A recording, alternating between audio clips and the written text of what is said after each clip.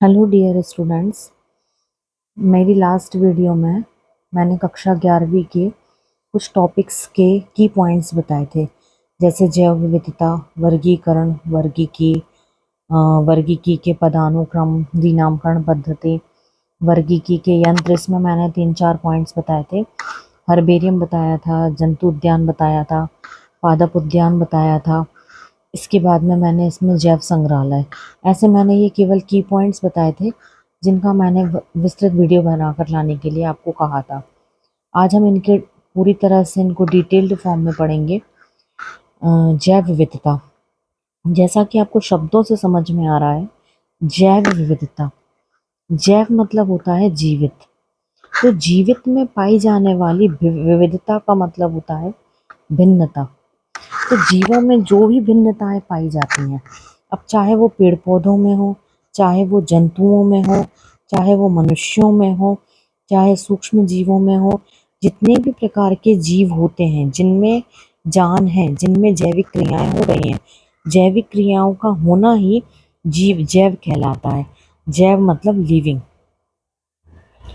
तो जीवों में पाई जाने वाली भिन्नता को जैव विविधता के नाम से जाना जाता है। हम अपने आसपास देख सकते हैं बहुत सारे पेड़ पौधे, जीव जंतु। हमारे घर में ही देखें तो कई प्रकार के जीव जंतु पाए जाते हैं, जैसे गाय, कुत्ता, बिल्ली, कॉकरोच, चूहा, छिपकली और मनुष्य। ये सभी एक मतलब कहना चाहिए भिन्नताओं से घिरे हुए हैं, तो इसे जैव विविधता के नाम से जाना जाता है।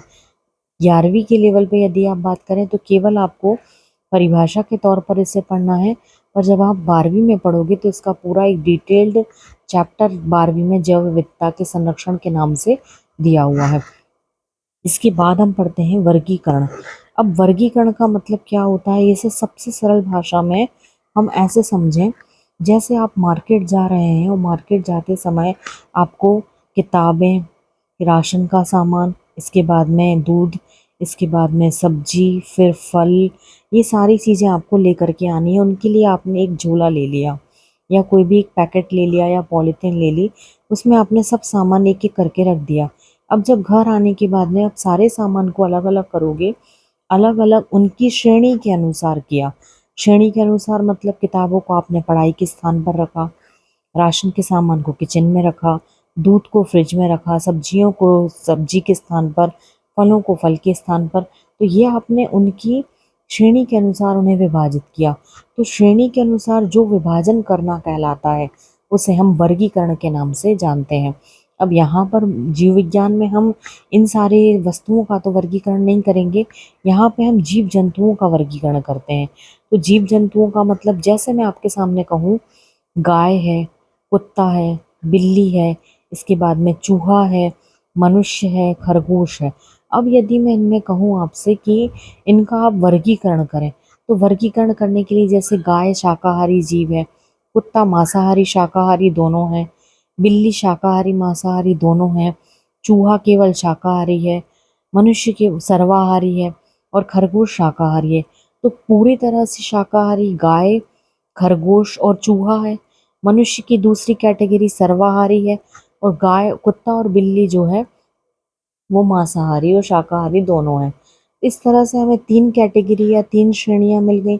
ठीक इसी तरह से पृथ्वी पर पाए जाने वाले समस्त प्रकार के जीव जंतुओं का वर्गीकरण उनके नाम लक्षण, नाम एवं स्थान, भोज्य पदार्थ आदि के आधार पर वर्गीकरण करना, आदि के आधार पर विभाजित करना क्या कहलाता है, वर्गीकरण। इस तरह से वर्गीकरण का आपकी किताब में एक पूरी तरह से डायग्राम का एक डिटेल दिया गया है, जिसमें शेर से लेकर के मतलब जाति से लेकर के जगत तक का, जाति से लेकर जगत तक का वर्गीकरण दिया गया है। अब इसके बाद आता है अगला टॉपिक, वर्गीकरण, वर्गीकी। तो हमने ये तो देख लिया कि वर्गीकरण किस तरह से करना है। तो विज्ञान की वह शाखा जिसके अंतर्गत हमें यह पता चलता है कि वर्गीकरण कैसे करना है, वह क्या कहलाती है, वर्गीकी। तो विज्ञान की वह शाखा जिसमें वर्गीकरण किस तरह से किया जाना है उसका अध्ययन किया जाता है, उसे हम वर्गीकी कहते हैं। वर्गीकी के जनक कैरोलस लीनियस हैं। कैरोलस लीनियस हैं, इन्होंने वर्गीकी को सर्वप्रथम खोजा गया था। अब आता है सबसे इम्पोर्टेंट टॉपिक, वर्गीकी के पदानुक्रम। तो वर्गीकी के पदानुक्रम से तात्पर्य है जिन पदों में हम वर्गीकी को पढ़ते हैं या जिन पदों में हम वर्गीकरण का अध्ययन करते हैं उनको पदानुक्रम मतलब पद का अनुक्रम, जिन पदों के हिसाब से हम वर्गीकी का अध्ययन करेंगे वो वर्गीकी के पदानुक्रम कहलाते हैं। तो जगत, संघ, वर्ग, गण, कुल, वंश और जाति, इन्हें आप जिस तरह से याद कर सकें तो आप करें। इंग्लिश में याद करें तो kingdom, phylum, class, order, family, genus और स्पीशीज। चाहे आप ऊपर से लेकर के नीचे के डायरेक्शन में, चाहे नीचे से लेकर के ऊपर के डायरेक्शन में, किसी भी डायरेक्शन में आप इन्हें याद करें। और आपको ये सातों नाम बहुत अच्छे से याद होना चाहिए, क्योंकि नीट के एग्ज़ाम में, कॉम्पिटिटिव एग्ज़ाम में, जिस एग्ज़ाम में साइंस आती है उसमें जाति, वर्गीकी के पदानुक्रम की सबसे सूक्ष्म इकाई और सबसे बड़ी इकाई जगत कौन सी है, ये क्वेश्चन कई बार आ चुका है। नीट में बहुत इंपॉर्टेंट ये क्वेश्चन है। इसके बाद अगला टॉपिक आता है द्विनामकरण पद्धति।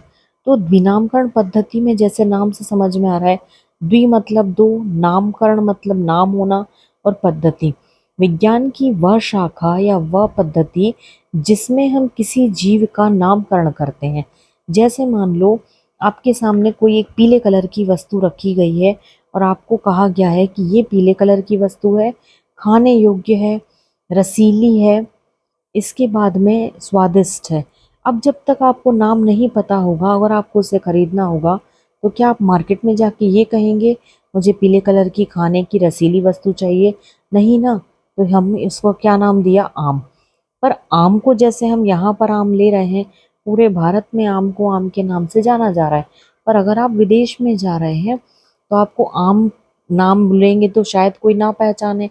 इसीलिए वैज्ञानिकों ने पृथ्वी पर पाए जाने वाले सभी जीव जंतु, पेड़ पौधे, सूक्ष्म जीव सभी को एक विशेष नाम प्रदान किया, जिसे द्विनामकरण पद्धति के अनुसार माना जाता है। इसमें पहला नाम वंश का, वंश यहीं से आया है, और दूसरा नाम जाति का होता है। वंश का नाम और जाति का नाम ये दोनों मिला करके द्विनामकरण पद्धति बनाते हैं। जैसे एग्जाम्पल के लिए आम का वैज्ञानिक नाम है मैगीफेरा इंडिका, पहला नाम उसके वंश का, दूसरा नाम उसकी जाति का। इसी तरह से आप बात करें मनुष्य, मनुष्य का नाम है होमोसैपियंस,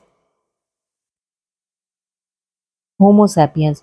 होमो मनुष्य का नाम है, जा वंश का, और जाति उसकी सैपियंस है। इस तरह से ये विभाजन किया गया है। द्विनामकरण पद्धति के जनक भी कैरोलस लीनियस थे, कैरोलस लीनियस थे। इन्होंने द्विनामकरण पद्धति को सबसे पहले प्रस्तुत किया था। अब इसके बाद में आता है वर्गीकी के यंत्र। तो वर्गीकी के यंत्र हर्बेरियम है, जंतु उद्यान, पादप उद्यान और जैविक संग्रहालय।